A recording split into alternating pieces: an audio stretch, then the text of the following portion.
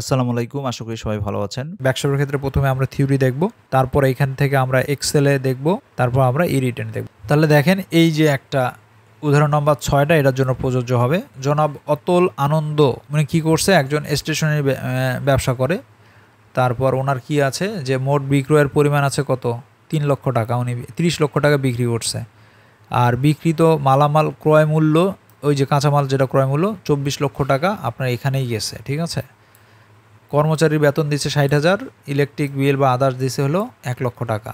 আয় বর্ষের শুরুতে ফার্নিচার কিনছে আবার 40 লক্ষ টাকা। তাহলে এই যে ব্যক্তিটার টোটাল আয় থেকে আমাদের আয়কর হিসাব করতে হবে। ব্যবসা থেকে আয় যাই, তাহলে আমরা বিজনেসে আসব। এখানে দেখবেন যে কি কি আছে। যদি আমরা যেটা যখন এগ্রিকালচার থেকে পড়বো তখন দেখব যে চা বাগান বা রাবার থেকে যদি কারো আয় থাকে তাহলে 40% সে বিজনেস হিসেবে দেখাবে, 60% সে কৃষি হিসেবে দেখাবে। তারপর আমরা জানি কি 3ভাবে আয় ক্যালকুলেশন করতে হয় না। আর একটা বললাম কি যে কোনো যদি আমরা অ্যাসেট যদি আমরা বিক্রি করে থাকি সেক্ষেত্রে যেটা আয় সেটার জন্য ক্যালকুলেশনের জন্য এইটা। আর একটা হলো জন্য ইন্স্যুরেন্স থেকে যদি কোনো আমরা সালভেজ ভ্যালু পাই সেই জন্য এইটা। তো আমরা যেহেতু এই কেসটা দেখেছি, এখানে হলো নর্মাল একজন বিজনেস করে উনি, এক্স বিজনেসের নাম। তো উনি যেটা করছে যে সেলস করছে কত আমরা দেখলাম 30 লক্ষ টাকা। আর উনি কি করলো যে পারচেস করছে, এই যে সেল বাবদ তার যদি কারো ভ্যাট কেটে থাকে ভ্যাটটাই যে এখানে দিবে বিয়োজন। নেট সেলটা ভ্যাট যেহেতু এইখানে বলে নাই, পুরোটাই তার নেট সেল। সে ইনিশিয়াল স্টকও আমরা এখানে কিছু নাই। কেউ যদি বুকস অফ অ্যাকাউন্ট মেনটেন করে তাহলে প্রতিটা জিনিসই এখানে দিতে হবে। এটার এই ম্যাথের ক্ষেত্রে নাই। তো সে পারচেস করছে আমরা দেখলাম যে 24 লক্ষ টাকায়, 24 লক্ষ টাকা পারচেস করছে। তাহলে তার টোটাল প্রফিট এইগুলো হিসাব হয়ে গেছে অলরেডি 6 লক্ষ টাকা, ঠিক আছে। সে বিয়োজন করছে কি, এই যে এক্সপেন্সের ঘরে এখানে আছে। সে বিয়োজন করছে আমরা জানি জেনারেল এবং অ্যাডমিনিস্ট্রেটিভ যে এক্সপেন্সটা আছে সেটা যদি করি মানে 60,000 টাকা প্লাস 1 লক্ষ টাকা, তার মানে 1,60,000 টাকা সে বিয়োজন হিসেবে দেখাইছে।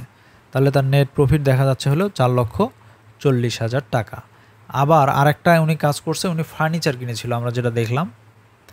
তো ফার্নিচার এইখানে একটা জিনিস মনে রাখবেন যে দুইভাবে দেখানো যায়। কেউ যদি ওই যে সার্ভিস চার্জটাকে আদার ইনকামে দেখায় প্রফেশনের আন্ডারে সেটাও করা যায়। আবার যদি এটাকে বিজনেসের আন্ডারে দেখায়, যেমন আমি বললাম যে টিউটোরিয়াল প্যালেসের যে আমি যেটা করতেছি এটা আমি বিজনেস হিসেবে আয় হিসেবে আমি দেখাবো, আমার ট্রেড লাইসেন্স আছে, আমার সব কিছু আছে। বাট এটা অনেকে প্রফেশন হিসেবে আদার ইনকামেও দেখাতে পারে এই আর কি।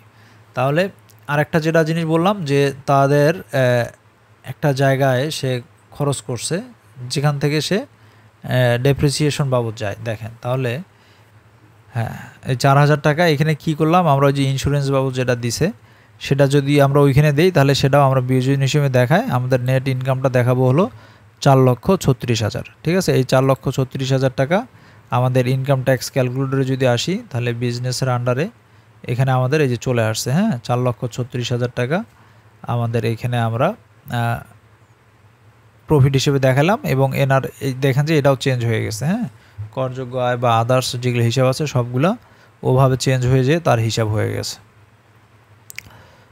তো এই হলো ব্যবসা থেকে আয়ের যে ইনপুটের প্রসেসটা সেটা হলো এইভাবে আমরা হিসাব করতে পারবো।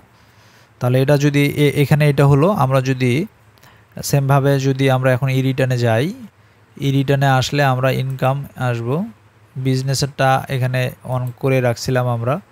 না থাকলে আমরা কি করব, অ্যাসেসমেন্টে এসে এই যে ইনকাম ফ্রম বিজনেস এটাকে আমরা টিক চিহ্ন দিয়ে নিব।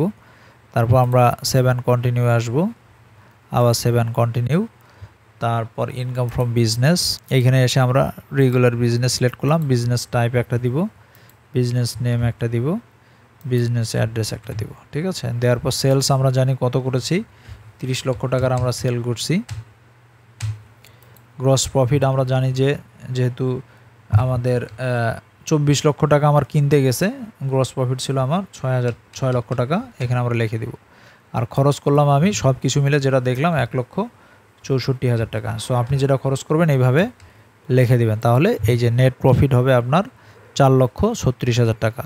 সো এইভাবে এটা হিসাব হয়ে গেল। এখানে একটা যেটা হলো maintain the books of account, এইখানে এসে যদি আপনি ইয়েস দেন তাহলে প্রতিটার জন্য মনে করেন বিজনেসের শুরুতে 30 জুন তো একটা আপনি ক্লোজ করেছিলেন গত বছর, এই বছর 1 জুলাই মানে 1 জুলাই ক্যাশ ইন হ্যান্ড এটা তো 1 জুলাই হবে না, এটা cash in hand at bank, এটা হবে 30শে জুন বছর শেষের, সেটা দিতে হবে। মানে ইনভেন্টরিজ কত ছিল সেটা, ফিক্সড অ্যাসেট কত ছিল, আদার অ্যাসেট টোটাল, তাহলে টোটাল অ্যাসেট বেরিয়ে যাবে, ওপেনিং ক্যাপিটাল। তো এই সবগুলো যখন আমরা দিব তখন আমরা কি করব, অ্যাকচুয়াল বিয়োজন হিসেবে আরও বেশি আমরা দেখাই কিন্তু আগাতে পারবো। ঠিক আছে, এখানে এইভাবে যদি আমরা ইনপুট দেই, তো যাদের বুক অফ অ্যাকাউন্ট মেনটেন করা নাই তারা তো এই যে নো দিলে এই অপশনগুলো আর আসবে না। সেক্ষেত্রে আপনাকে হয়তো বা অ্যাসেট অ্যান্ড লাইবিলিটিসে যে ডিটেলস আবার দিতে হবে যে বিজনেস ক্যাপিটাল হিসেবে কত আছে। সো এই হলো বিষয়টা। তো এই এক্সাম্পল হিসেবে এটাই আছে। তো আমরা যেহেতু দেখেন যখন এই যে ইয়েস করছি, তার মানে এই ঘরগুলো আমাকে ফুল করতে হইতো। এগুলো আর কিছুই না, এখানে কি করতে হইতো, আপনার বিজনেসে কত টাকা হাতে আছে আমরা দেই একটা ক্যালকুলেশন করে আপনাদের একটু দেখাই। সাপোজ ক্যাশ ইন হ্যান্ডে ছিল তার 30,000 টাকা, ইনভেন্টরিজ ছিল তার 5 লক্ষ টাকা, এইভাবে দেবো। ফিক্সড অ্যাসেট মানে ফার্নিচার এগুলো বাবদ তার ছিল হলো সাপোজ ঠিক আছে। ওপেনিং ক্যাপিটাল ছিল তার, আমরা বলবো যে, আর উইথড্র ইন দিস মান্থ, এই বছরে সাপোজ আমরা 2 লক্ষ টাকা আমরা তুলছি, তাহলে লায়াবিলিটিস আমরা নিচে আরও 1 লক্ষ টাকা, যদি কারো কাছে লোন নিয়ে থাকি বিজনেস হোক তাহলে এইটা, তাহলে টোটাল ক্যাপিটাল এবং লায়াবিলিটিস আমাদের থাকবে হলো 7,37,000 টাকা। এইভাবেই এটা মেনলি হিসাব হয়ে যায় অটোমেটিক, যে টোটাল ক্যাপিটাল অ্যান্ড লায়াবিলিটিস হিসাব করার জন্য এইভাবে এই ইয়েস নো অপশনটা ব্যবহার করতে হয়। তাহলে এরকম হলে আমরা 7 কন্টিনিউ যদি দেই তাহলে যাবে, তাহলে আমাদের হিসাবগুলো হয়ে গেল। আমরা যদি এখানে আসি তাহলে দেখি যে এটা ছিল আমাদের হলো রেন্ট থেকে আয়, এটা হলো বিজনেস থেকে আয়, এবং এইটার জন্য আমাদের টোটাল হিসাব হয়ে এইভাবে বের আসছে 1,35,880 টাকা আমাকে দিতে হবে। তো বিজনেসের ক্ষেত্রে অনেকের এআইটি থাকে, সেক্ষেত্রে আমরা কি জানি, এই যে ইয়েস দিব। এইখানে আসার পর আমরা এই যে ক্লেম এআইটি, এখানে আদার্স আছে, এখানেও যদি দেন আপনি দেখতে পারেন। বা আমরা যদি ক্লেম এআইটিতে আসি, যদি অ্যাডভান্স ইনকাম ট্যাক্স আমরা দিয়ে থাকি তাহলে এআইটি 100, যদি বিজনেস হয় বা আদার্স হয় সেক্ষেত্রে এখানে এসে অ্যাডজাস্ট করতে হবে। এখানে তারপর আমি চালান নাম্বার দিব, এখানে চালান নাম্বার সিলেক্ট করব, ইন্টার ডেট, কোন ওই ডেটের যে চালান নাম্বার। আপনার যদি কেউ বিজনেস করেন, কেউ যদি কেটে থাকে দেখবেন যে চালান নাম্বার সহ আপনাকে দিবে। যদি ক্যাশে পেমেন্ট করছেন, পেমেন্টটা কীভাবে করছেন সেটা দিবেন, যদি ক্যাশেই করেন তাহলে ক্যাশ দিবেন। এখানে ব্যাংক নেম দিবেন, এখানে হলো ব্রাঞ্চ নেম দিবেন, চালান নাম্বার একটা দিবে, ওইখান থেকে চালান নাম্বার দিবেন, অ্যামাউন্ট কত দিয়েছেন, সাপোজ 5,000 টাকা আপনি উসে দিয়েছেন।